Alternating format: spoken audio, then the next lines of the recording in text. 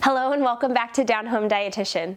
It's December now, so you probably don't have gardening on your brain, but right now is a great time to plant garlic. With just a few dollars of garlic from the store, 20 minutes of your time to plant, you can be flush with garlic by next summer, and I'll show you how.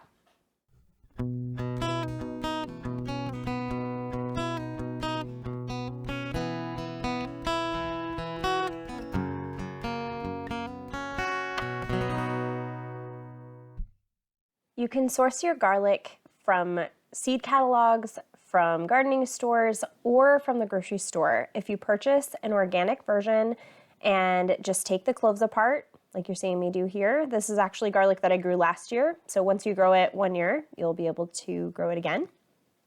Take the cloves apart and we're gonna plant them like that. Put them in some well-draining soil. You can put them in a pot. You can put them out in a small flower bed. And you just want the soil to be loose enough that the bulbs are able to grow around it. So I'm just gonna plant those and cover them up. If I'm doing a lot, I kind of like to do them all at once like this so I can see where I've laid them all out and I don't crowd them too much. But that's pretty much it. Once they're all done, I'm gonna cover them in a couple of inches of mulch just to keep them from freeze damage or anything like that, but I don't worry about it too much. I had really light mulch last year. Most of it blew away and I still got plenty of garlic, so don't stress about the mulching too much. And that's it. We didn't even water these. Of course, we live in Western Washington, so it rains a lot, but we didn't water these until the dead of summer and they grew great. So this little patch of dead behind me doesn't look like very much. If you have been around for a while or you've seen the video of me planting or starting to plant our perennial no-dig garden out here in the front last year, you know that I put some garlic out in these beds. And one way to know that your garlic is ready to harvest is when it looks dead. So you can see right here, these were some garlic greens. They look totally dead. These look even deader than they need to be harvested, only because we were late getting water out here this year and we went on vacation and I came back and this is how they were. But they should still be good to eat.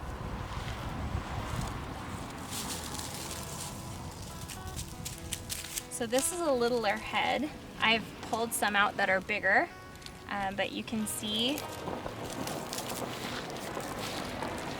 individual cloves. Some of the heads I planted last year are as developed as this. Some are a little more, some are a little less. So I'm just gonna pull them all out, brush off the dirt, and see what we have.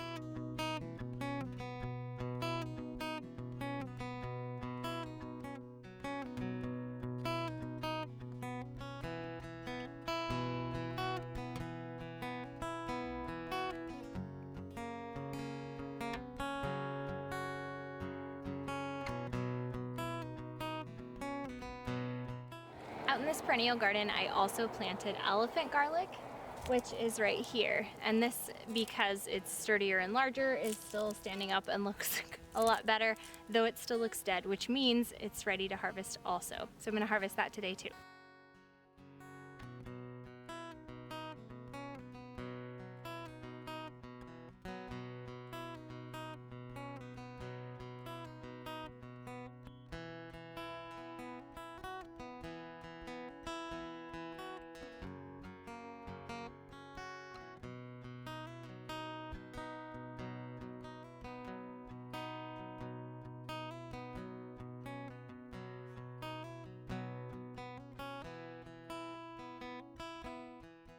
As you harvest, you can see that there are these small cloves, little seed cloves that are just barely hanging on to the bottom. And a lot of these will actually break off in the process of harvest or as part of how the plant naturally reproduces.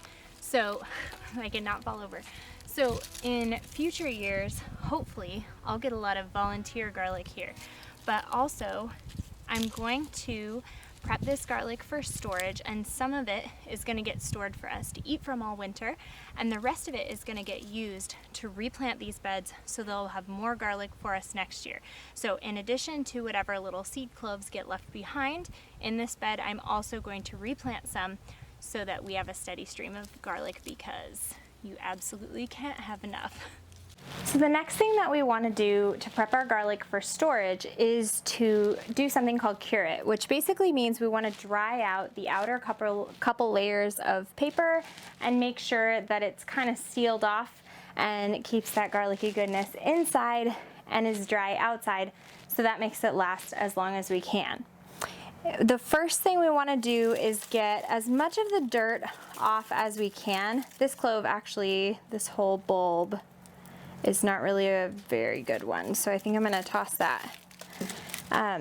But the rest of these, we want to get dirt off of the outside. We don't want to wash them because we don't want to add any water, but when we can brush dirt off, or if we're able to get that outer layer of paper off that's more dirty, and then kind of brush off what's left so that we get most of that dirt off. That's what we're aiming for. Just so that when we bring it inside for cooking, I'm not bringing a whole bunch of dirt into my house when I do it. They don't have to be perfectly clean. You just want to try. If you can get some off, then great. After you've gotten the bulk of the dirt off of your garlic, you want to leave it to cure for a couple of days in a place that is dry and well ventilated. So I'm going to use my greenhouse. It's very, very hot in here right now, but we've got all the windows open so that ventilation can come through, and then we have these racks for seedling trays that we've put in here, but I also kind of designed them with curing in mind, so they have holes to let the air kind of go all around. If you end up putting them on like a normal flat surface, shelf, tray, anything like that, that's no problem. It might be a good idea just to flip them over every day or so, just to make sure that there's not kind of a wet spot left by whatever's sitting on the tray.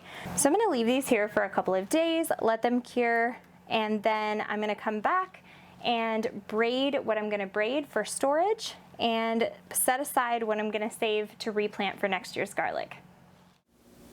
Thanks for joining me today. I hope this video was helpful. Let me know in the comments if you're going to try planting garlic this year. Give it a go. It's a few dollars and a few minutes to possibly have a great garlic harvest. Please like this video if you liked it, subscribe if you want to see more, and we'll see you next time on Down Home Dietitian.